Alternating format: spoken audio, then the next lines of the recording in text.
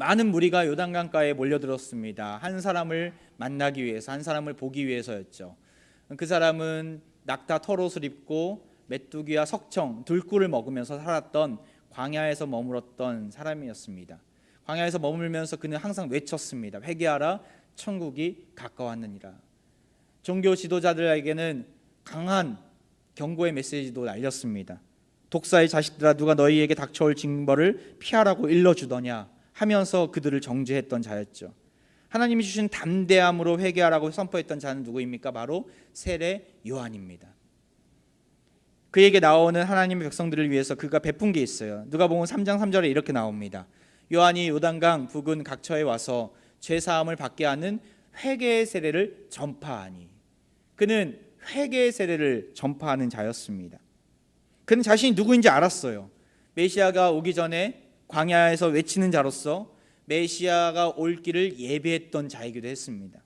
하지만 사람들은 착각했어요. 사람들이 많이 몰려들고 저렇게 어떻게 깡다구가 있지, 와 대단하다, 저 사람이 분명히 메시아가 분명해. 사람들은 그렇게 그를 향해서 메시아라고도 칭하기도 했습니다. 하지만 요한은 자신의 할 일, 자신의 정체성이 누구인지를 잘 알았던 자였어요. 그래서 그가 이렇게 고백합니다. 3장 16절에 나는 물로 너희에게 세례를 베풀거니와 나보다 능력이 많으신 이가 오시나니 나는 그의 신발끈을 풀기도 감당하지 못하겠노라. 그는 이게 낮아짐의 표현이 아니라 자기가 누구인지에 대해서 분명히 알았던 자였어요. 나 뒤에 능력이 많으신 이 바로 메시아가 올 것임을 증거하면서 나는 그의 신발끈도 풀지 못할 정도로 나약한 자임을 고백합니다. 예수님의 자리를 넘보지 않았죠. 철저하게 자기가 누구인지, 어떤 사명이 있는지에 대해서 알았던 자가 이 세례 요한이었습니다. 그리고 때가 되었을 때 예수님은 세례를 받기 위해서 그 앞으로 나아갑니다. 오늘 본문 이전까지의 말씀이에요. 근데 오늘 본문이 21절 이 바로 직전에 어떠한 본문이 있습니까? 바로 세례 요한이 옥에 갇히는 내용이 담겨져 있어요. 3장 20절을 보면 이렇게 나와 있습니다. 그 위에 한 가지 더 악을 더하여 요한을 옥에 가두니라. 요한이 하도 종교 지도자들, 그 당시에 왕이나 또한 지도자들 향해서 그들의 부조리함과 또한 연약한 부분들을 지적하니까 분봉왕 헤롯 왕이 그를 잡아갔어요. 나중에는 순교의 자리까지 그는 나아가게 됩니다. 그리고 나서 예수님의 세례 장면이 나와요. 좀 이상하지 않습니까? 시간 순서상 우리가 잘 알고 있듯이 예수님은 누구로부터 세례를 받았죠? 세례 요한으로부터 세례를 받았어요. 그런데 세례 요한이 갇히는 장면이 먼저 나와요. 이것은 누가의 의도성이 있는 장면입니다. 누가는 이 기록을 할 때, 누가복음을 지을 때 의도성을 가지고 지었어요. 어떤 의도성이 있을까? 그것은 23절, 오늘 본문 바로 그 다음 구절을 보면 나옵니다.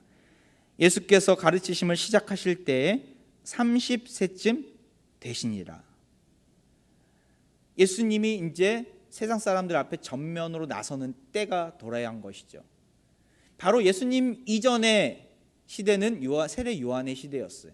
세례 요한이 광야에서 외치는 자로서 예수님이 오실 것을 선포하고 그들에게 회개를 알려주고 전파하면서 세례를 베풀었어요. 그리고 나서 예수님이 등장하고 나니까 세례 요한의 시대는 져버린 것이죠. 세례 요한이 앞에서는 주인공이었지만 이제는 예수님이 역사의 전면에 등장하셨음을 이야기하면서 조금 시간을 되돌려서 누가는 기록하고 있는 거예요. 세례 요한의 세례를 받으신 게 분명해요. 하지만 먼저 세례 요한의 이야기는 그 20절에서 마치고 21절부터 예수님 이야기가 시작이 되는 것이죠. 다시 말해서 예수님의 사역이 시작됐다라는 거예요. 그런데 예수님의 사역을 시작하는 데 앞서서 누가는 세례를 먼저 이야기해요. 예수님이 세례받았다고. 이게 우리에게 무슨 의미가 있을까? 이게 예수님의 사역에 있어서 무슨 의미가 있을까? 여러분과 함께 이 의미를 좀 찾아보고자 합니다. 오늘 사실은 세례식이 있어서 짧게 한 20분 안에 말씀을 마무리할 거예요. 근데 많은 내용들이 이 안에 담겨져 있어요. 우리가 읽었던 말씀은 2개 구절밖에 안 되는데 이 안에 말씀들에 보면은 하나님의 언약의 성취가 이루어지고 또한 예수님이 사역을 시작하기 앞서서 하나님과의 관계가 정립이 되고 여러 가지 이야기들이 여기 많이 담겨져 있어요. 우리가 집중력 있게 봐야 됩니다. 짧은 시간이지만. 왜 하필이면 세례일까? 요한복음에 보면 가나 혼인잔치를 처음 예수님이 세상에 등장하면서 그런 이적을 베푸세요. 그 가나 혼인잔치에서 예수님이 물을 포도주로 만드는 사건을 통해서 생명을 가져다 주시는 놀라운 분임을 알려주죠. 다른 성경에서 보면 제자들을 선택하는 장면 속에서 예수님이 이제 세상의 전면에 등장하는 내용들이 나와요. 그런데 누가는 세례를 이야기해요. 세례 요한이 세대가 끝나고 예수님이 이제 등장하기 앞서서 세례 받았음을 이야기합니다. 다시 한번 볼까요? 21절 말씀. 백성이 다 세례를 받을새 예수도 세례를 받으시고 기도하실 때 하늘이 열리며. 백성이 다 세례를 받은 의미는 무엇입니까? 주님 앞에 나오는 자들에게 뭐가 베풀어지는 거예요? 구원의 은혜가 베풀어지는 거예요. 차별 없이.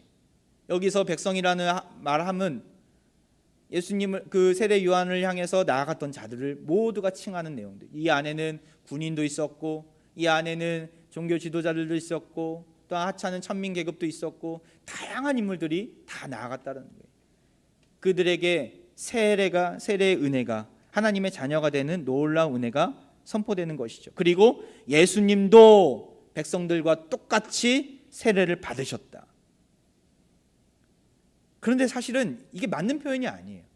예수님은 뭐가 없으신 분이세요? 죄가 없으신 분이세요. 회개의 세례를 받을 필요가 있는 분이 아니세요. 그래서 백성들은 세례를 받았지만 예수님은 세례를 받지 않고가 맞는 표현이죠. 그런데 누가는 이렇게 이야기하는, 백성이 다 세례를 받을새 예수도 세례를 받으시고. 이게 무슨 의미일까? 무죄하고 순결하신 예수님이 회개의 자리로 나간 거예요. 이게 무슨 의미가 있습니까? 빌립보서 2장 7절을 보세요. 우리 같이 한번 읽어볼까요? 시작. 오히려 자기를 비워 종의 형체를 가지사 사람들과 같이 되셨고. 하늘 보좌 영광을 모두 다 벗어버리고 이 땅에 낮고 낮은 자리에 오신 예수님. 왜 오셨어요? 사람들과 같이 되시려고. 사람들과 같이 되심으로 그 무죄하신 예수님은 사람들의 죄를 다 짊어지시고 그리고 십자가 아래로 나아가신 예수님. 우리가 알고 있는 예수님 아닙니까? 세례를 받을 필요가 없는데, 죄 사함을 받을 필요가 없는데 예수님은 이 땅 가운데 오신 거예요. 인간의 나약한 몸으로 오신 거예요. 그리고 그 세례 자리로 나아가신 것이죠. 이것은 우리를 향한 사랑의 표현이기도 했어요. 낮고 천한 우리를 위해서 우리의 친구가 되어주시려고, 우리의 마음을 아시고 우리의 연약함을 이해하시려고 이 땅에 오신 예수님, 성육신하신 예수님.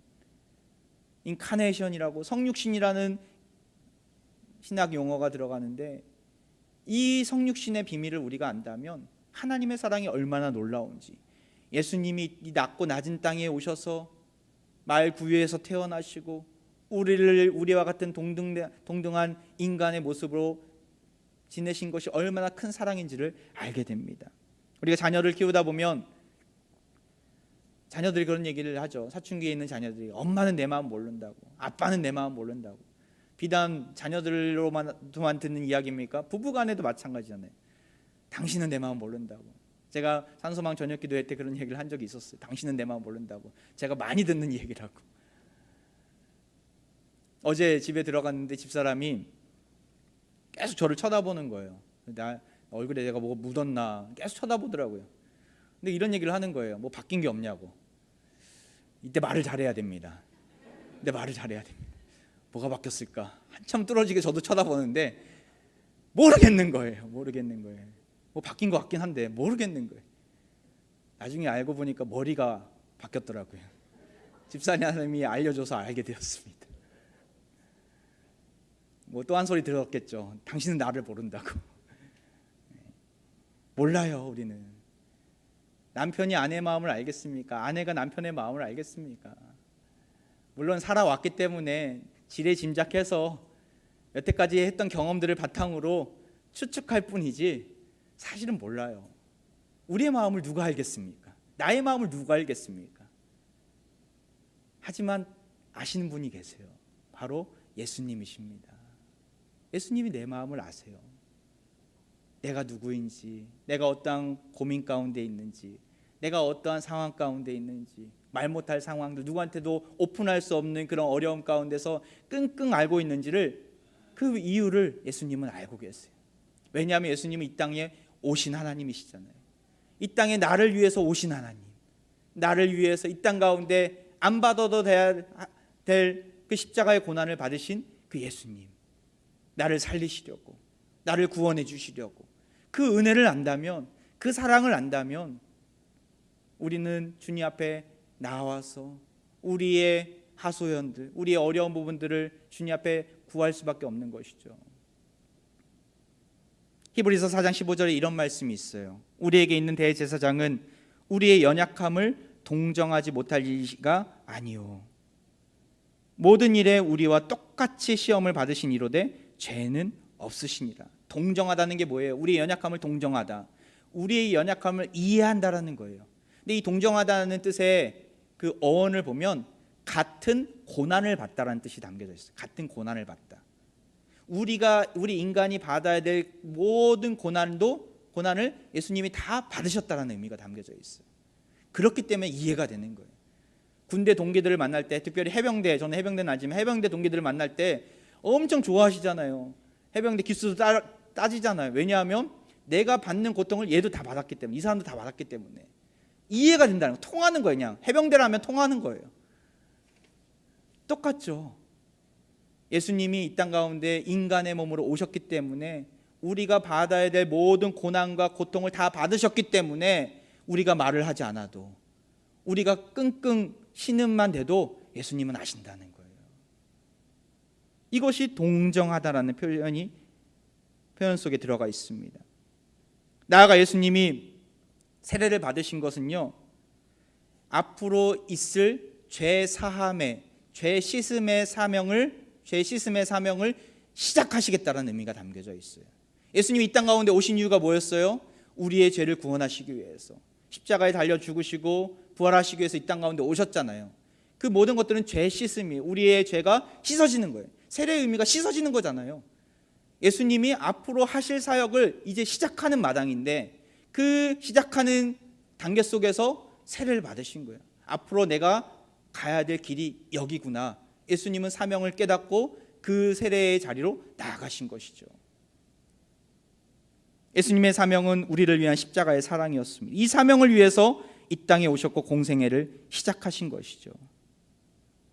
곧 있으면 우리 세례식이 진행이 되는데, 세례는요, 믿음의 고백 또한 신앙의 고백을 하는 자리이지만, 내가 예수님으로 인해서 죄 씻음 받았다, 내가 예수님으로 인하여서 새 사람이 되었다, 거듭났다라는 믿음의 표현입니다.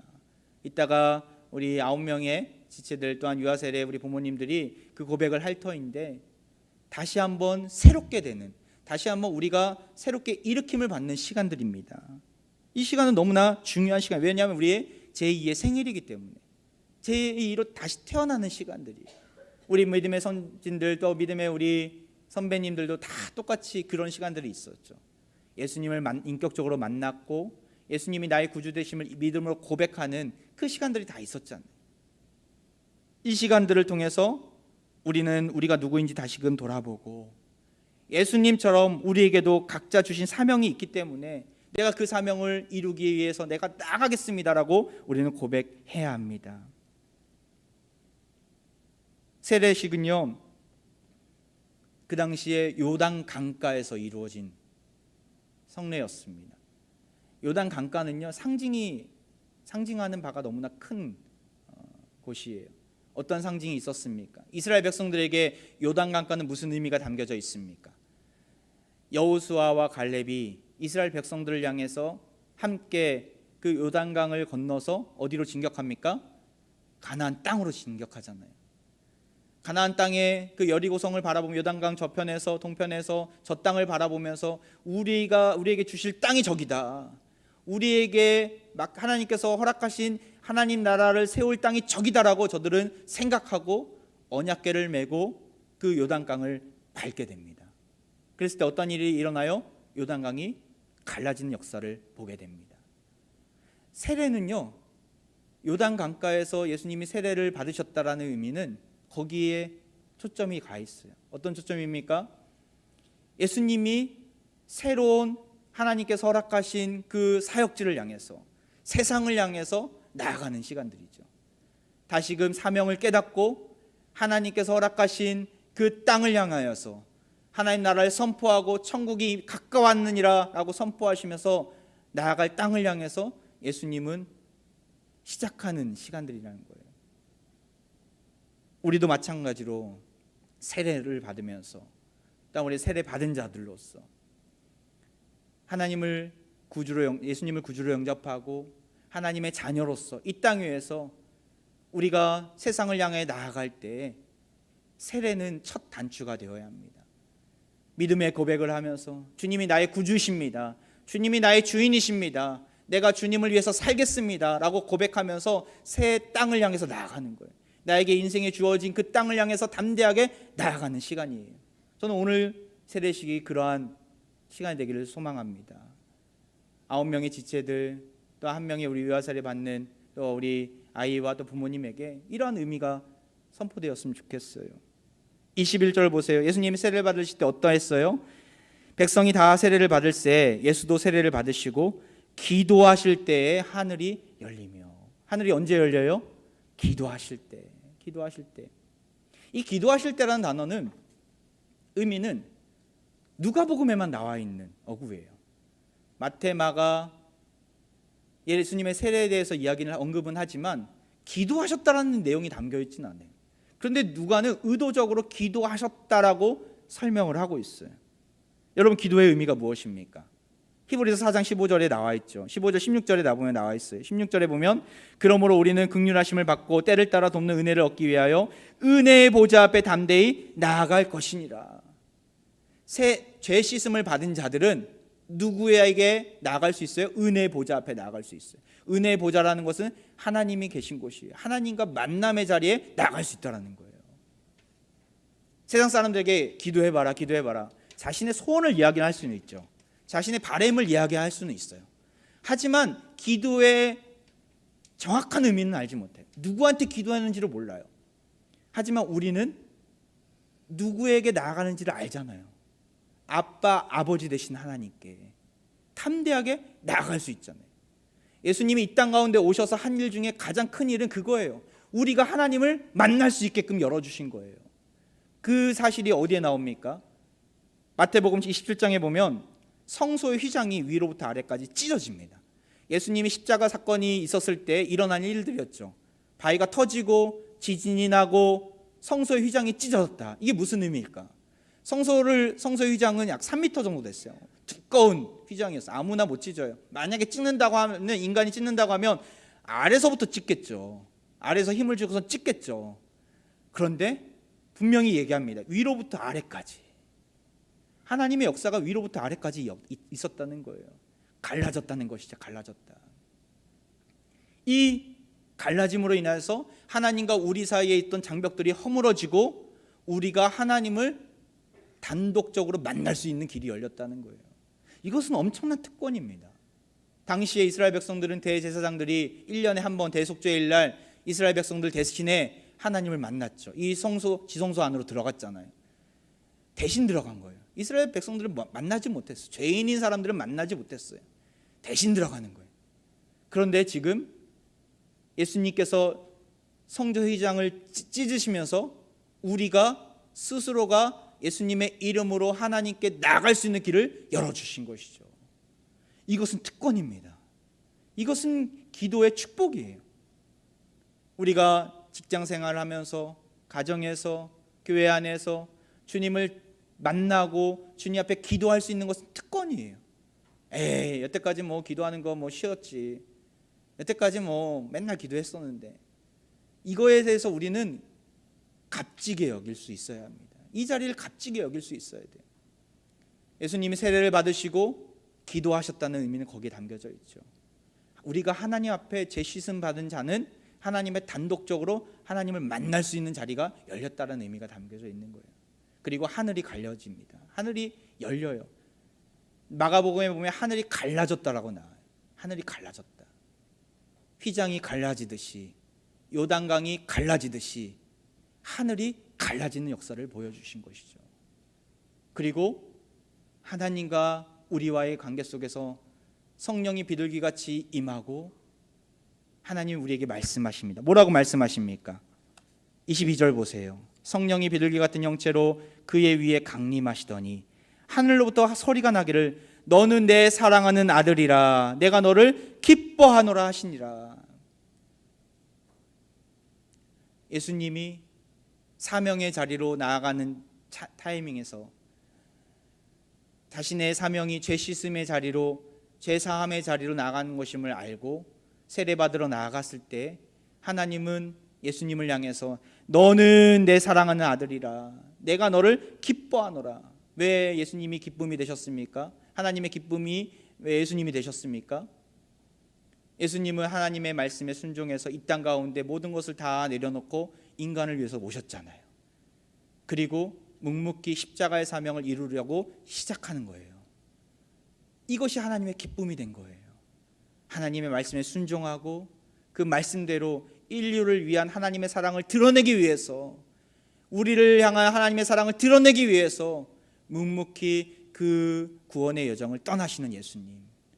그 예수님을 보면서 하나님은 흐뭇해 하신 거예요. 너무나 기쁘다. 넌 내 사랑하는 아들이다. 우리도 이 땅에서 세례를 받은 자로서 하나님께서 허락하신 사명을 이루면서 우리가 나아갈 때 하나님의 기쁨이 되어야 합니다. 하나님의 사랑을 받는 자녀임을 알아야 합니다.